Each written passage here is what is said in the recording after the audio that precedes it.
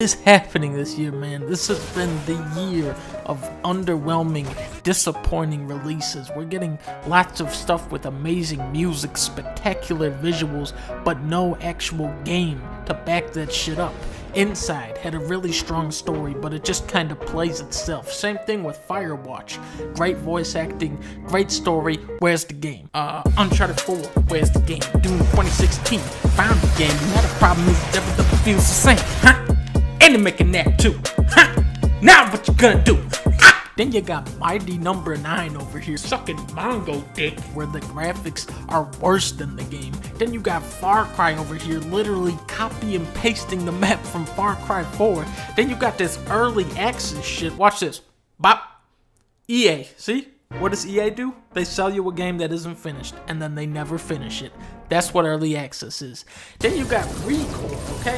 I thought this would be the first must-have game for Xbox One. It's made by the dude who directed Metroid Prime, but Microsoft is involved, which is always bad, and it's being developed by Concept, who made my number 9, and they're not giving out review copies, which last game to do that was No Man's Sky.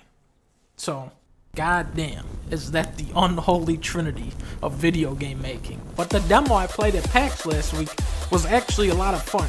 The odds are completely stacked against it, but Record just might be a jam. It comes out tomorrow. What else is there? Nintendo! Fuck you, Nintendo! I mean, I gotta pay respect. Not a single developer even comes close to how many classic titles Nintendo has put out. But wake the fuck up, Nintendo. Why are you taking money directly from YouTubers who give you free advertising? Why are you making another sticker star that nobody wants?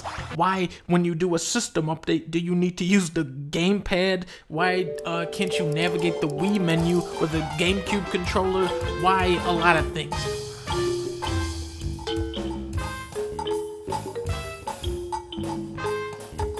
And why did I bring up Nintendo?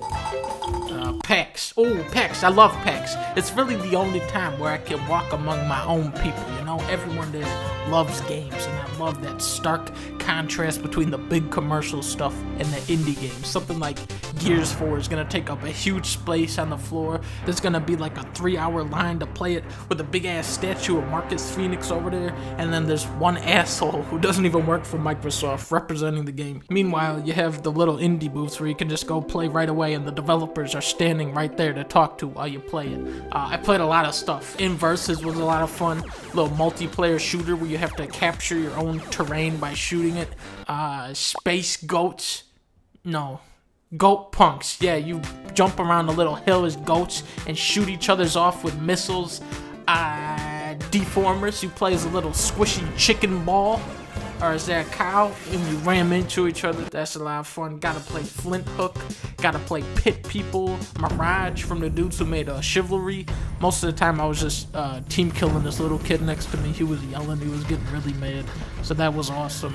I gotta say the two games that really stood out for me though was Space Goat. No. Mechazoo. I gotta admit, the graphics aren't all that impressive, but hey, remember Splosion Man? That game looked like crap, but it was still an amazing game. That's the vibe I'm getting from Mechazoo. These guys have a great understanding of what makes platforming fun. The weight and the momentum is just right, and what's cool about it is that you have to turn into different animals on a dime to get through the levels. Like, you jump up as a kangaroo, hit Y, turn into a frog, swing off of a little vine, hit bumper, turn into a fucking llama, slide under a rock. It's really fast, it's really fluid, it's challenging. I think there's a lot of potential in Mechazoo. And then, my number one favorite game from PAX, Leah found this one. Owlboy, baby! We actually got to talk to 3 of the developers while we were playing Owlboy, which gave me a much stronger impression of the game and where these guys are coming from. They've been working on this for 8 or 9 years now, and from what I've played, it was worth it, man. The sprites are beautifully animated, super detailed.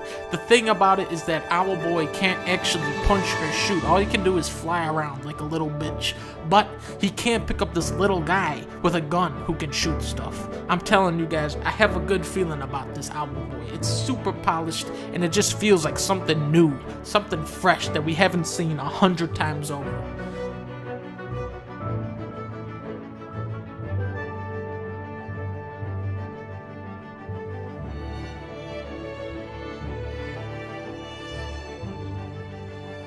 And what else? Zelda Breath of the Wild. Oh my god, you guys. Oh my god, this game looks amazing. It looks so fun. It wasn't at PAX. Was it Nintendo? It didn't bring it to PAX, even though you had a fully playable demo at E3. Wasn't at PAX. You fucking Nintendo piece of shit.